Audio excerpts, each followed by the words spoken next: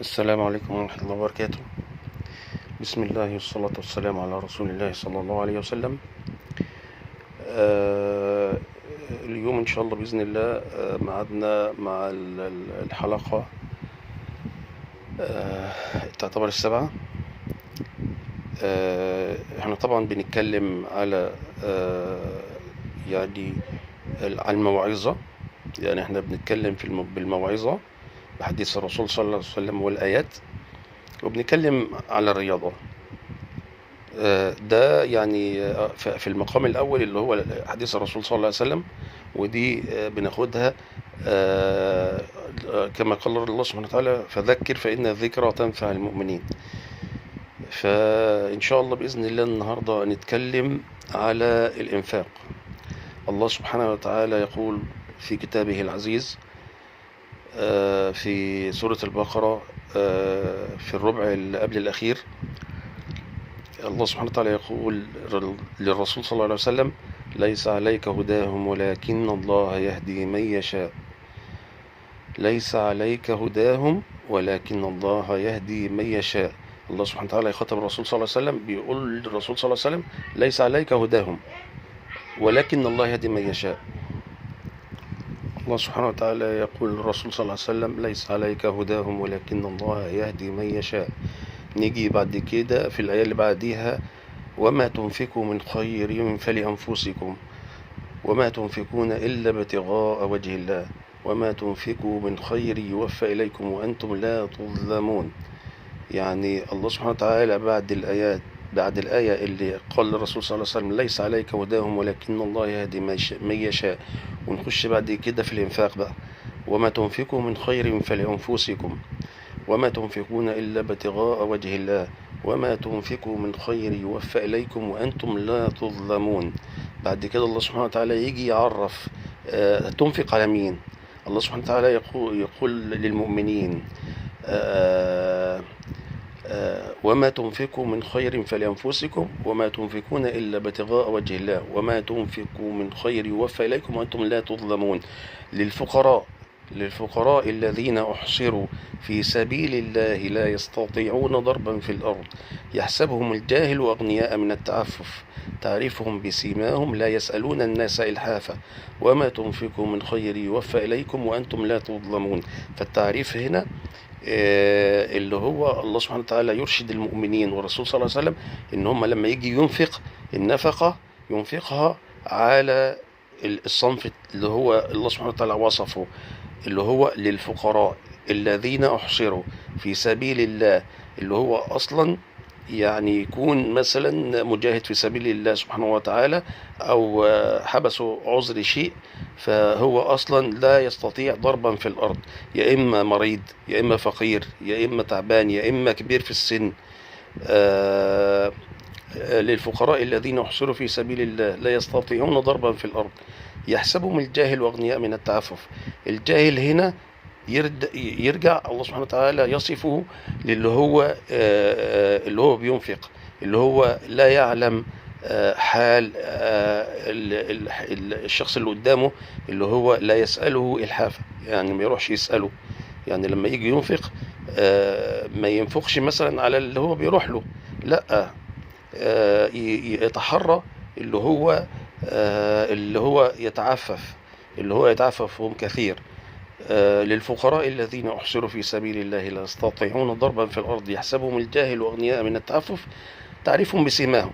يعني هو أصلا الشخص قدامك ممكن يكون شخص عادي جدا ومحتاج جدا ومش قادر يقول لك، يعني هو أصلا محتاج جدا وهو يعني يستحي إن هو يطلب. للفقراء الذين أحصروا في سبيل الله لا يستطيعون ضربا في الأرض يحسبهم الجاهل أغنياء من التعفف تعرفهم بسيماهم لا يسألون الناس إلحافا وما تنفقوا من خير يوفى إليكم وأنتم لا تظلمون. الله سبحانه وتعالى يقول لك يعني انفق ومش هتظلم، لأن هذا يعني الله سبحانه وتعالى يجعله في ميزان حسناتك، وهذا من الصدقات. فيعني أرشدكم لوجه الله لما تيجي في العيد الأضحى، لما تيجي تنفق تحرى المحتاج بالفعل، وهم كثر. يعني عندك الفقراء، انت تعلم في منطقتك، تعلم الفقير، تعلم الفقير حقيقي، يعني تكون عندك علم بيه.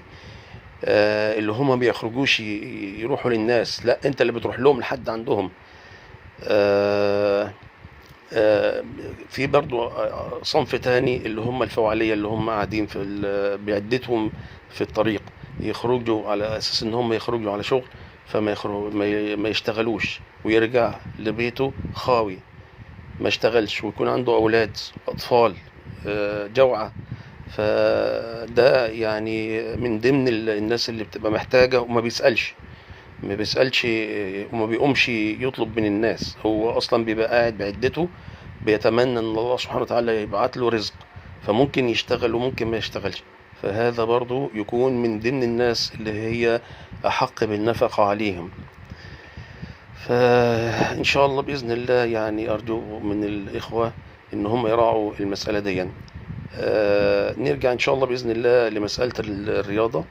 وكان في بالامس ماتش المقاولين وسيراميكا كليوباترا، والمقاولين خطف هدف من سيراميكا وصعد لدور الثمانية في كاس مصر.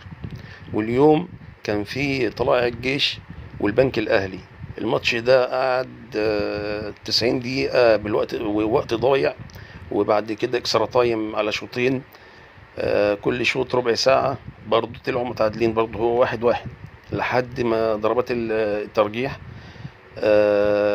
فضل ضربات الترجيح لحد ما وصل البنك الأهلي 8 وطلائع الجيش 7، وصعد البنك الأهلي على حساب طلائع الجيش لدور الثمانية.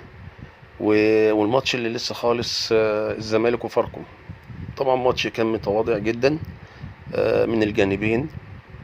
الزمالك كان بيحاول وفاركو كان بيحاول، بس طبعا فاركو ما كانش يعني على قد المستوى. الزمالك طبعا خطف هدفين في الشوط الاولاني، وبعد كده جه الشوط الثاني يعني فاركو حط جون، وفي اخر الشوط الثاني الزمالك حط الهدف الثالث، والنتيجة اصبحت 3-1، وصعد الزمالك دور الثمانية في كاس مصر على حساب فاركو. وان شاء الله باذن الله الزمالك هيقابل المقاولين يوم ان شاء الله الحد القادم. الاهلي الساعة 8:30 هيقابل منتخب السويس في كاس مصر. ونتمنى ان شاء الله باذن الله لجميع الفرق التوفيق، ونتمنى للنادي الاهلي نادينا التوفيق ان شاء الله باذن الله، ويحقق النصر بالكاس والدوري ان شاء الله باذن الله. ونتمنى لكم الخير ان شاء الله باذن الله، وكل عام وانتم بخير، والسلام عليكم ورحمة الله وبركاته.